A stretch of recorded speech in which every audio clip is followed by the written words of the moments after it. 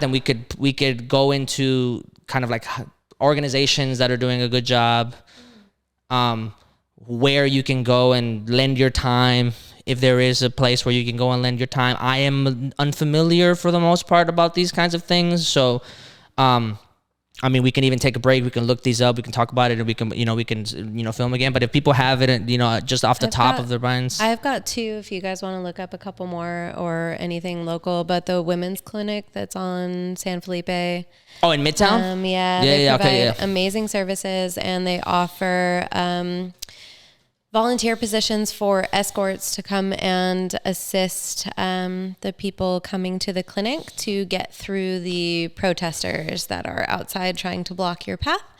I got to volunteer there a couple of weeks ago, and it's pretty amazing what they're doing, and their clinic is fantastic. Cool. We'll have a link to that underneath the video, and we'll also put it as the on the description. And then Planned Parenthood is an easy one for me. Sure. Yeah. One of the ones I like is Lilith Fund. Lilith Fund help fund people to get places if they're in need of an abortion and they're in a place where they can't get it. Perfect. There's a number of these funds, so I'll give you a couple of these afterwards. Perfect. So the Lilith Fund, we'll have that in the description also.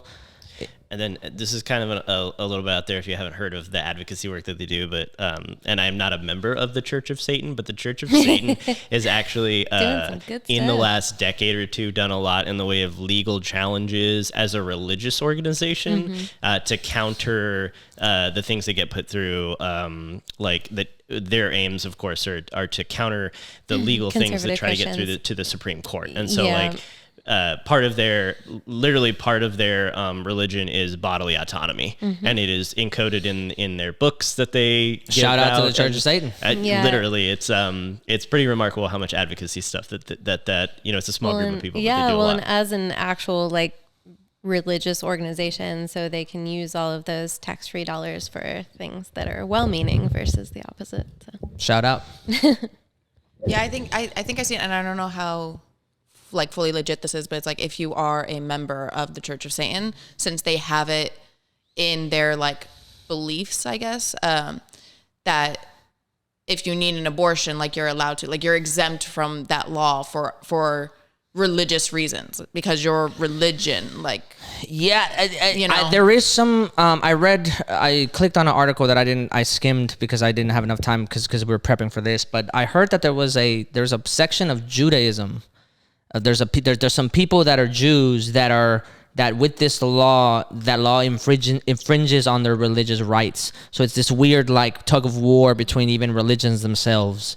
Yeah, I think I don't remember the passage, but there's a passage in the Torah that basically protects. Shout out to the Torah. The procedure, because it's one of the oldest, even before medicine existed. It was an old medical technique and procedure, and it existed. Yeah, I saw the headline of the article was thousands of Jewish women will be affected by the abortion ban for religious reasons or something like that. So I thought that was interesting also, that even amongst themselves, even amongst religion, theology as in the abstract, there is still some very clear dichotomy between the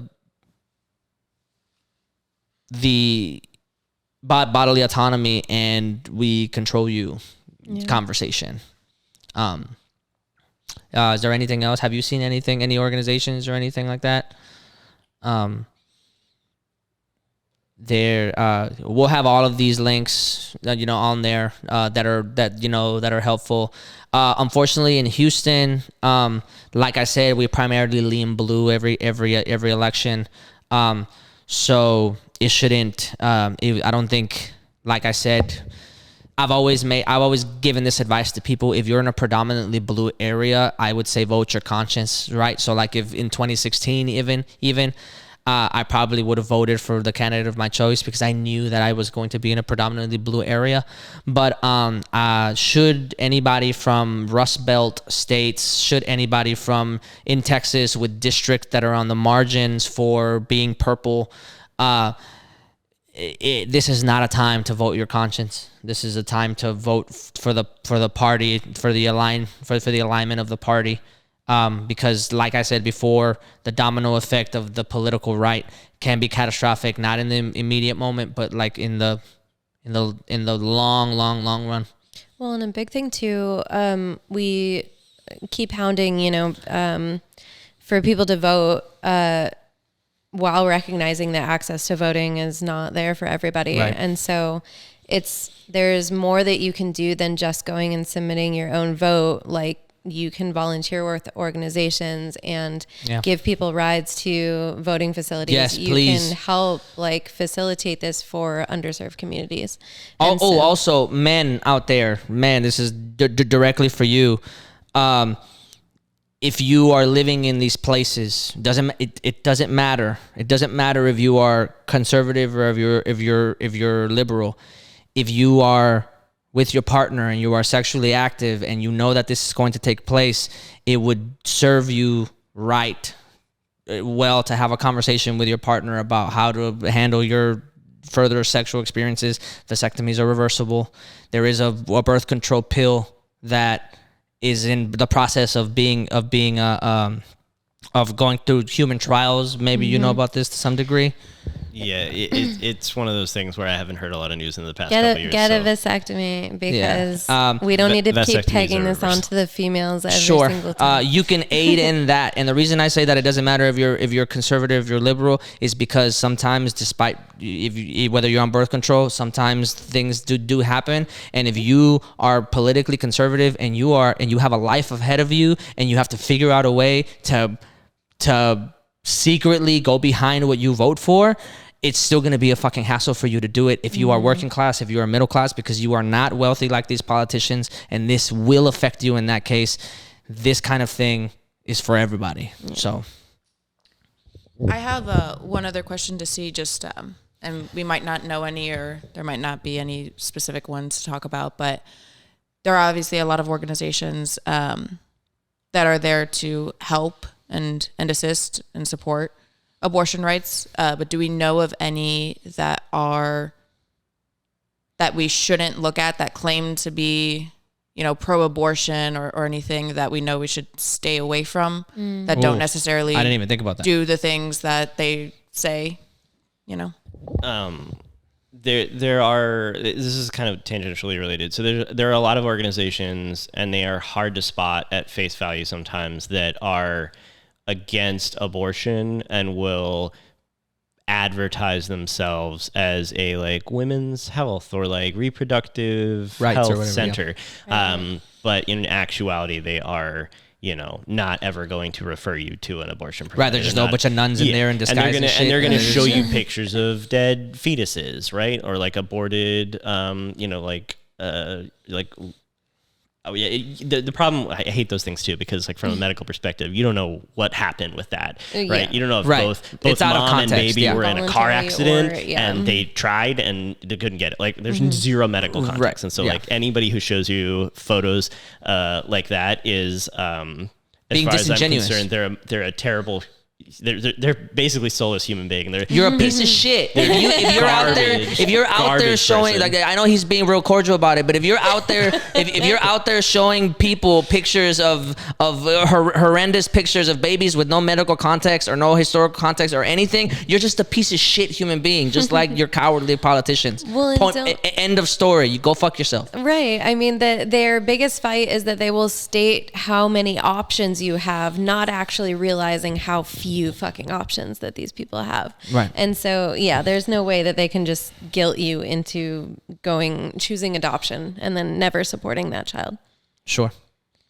Yeah, because like you said, the foster care system is fucked. Just in general, trash. There's a lot of changes that need to be, and this goes to the point that I'm making. This thing is deeply intertwined to the fibers of what it means to be a middle class, working class person, because of the fact that we don't have healthcare, because of the fact that if we were all really pro-life, we would be trying to help the foster care system. We would be trying to fund these schools in lower income neighborhoods so that in 10 years time, the preschool class that it started with can learn financial literacy for the first time, can get their parents out of generational poverty and get them to slowly start building some sort of inkling of generational wealth. We could get there if we were thinking about all these small productive things that of people that are already alive, people that are already here, people that already need our help, people that are already addicted to opiates, people that are already struggling,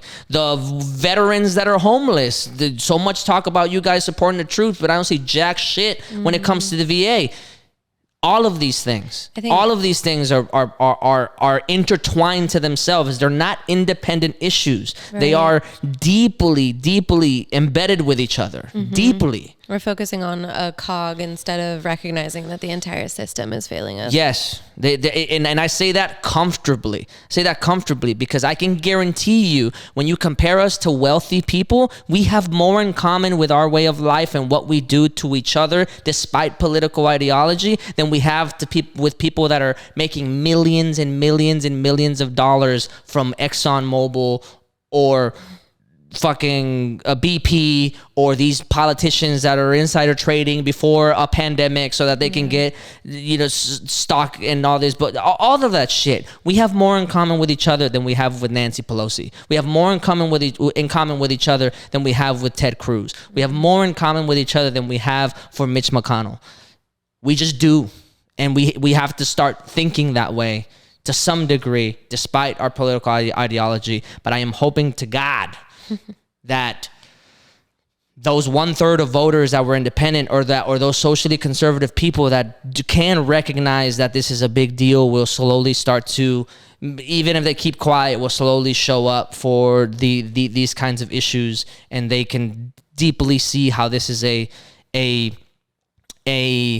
deep infringement on our rights as American citizens, as people in general.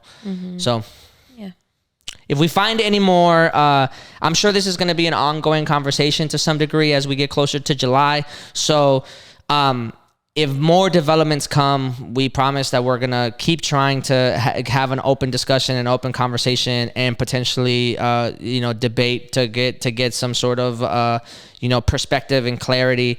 I would like for more people, I know our other hosts could not be here today, but should there be more development, we are going to keep talking about this on top of the usual crazy shit talking that we usually do.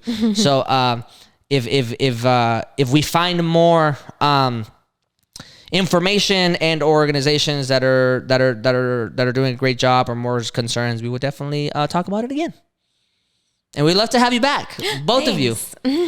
Both of you. We film once a week, so if you guys want to stop by, then you are always more than welcome. There's always a seat and a microphone available for you guys.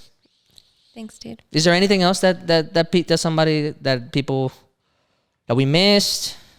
Did we hit all the points? I think it's a solid start. Yeah, right? I think so. We'll just turn up. Turn up. Who wants another beer?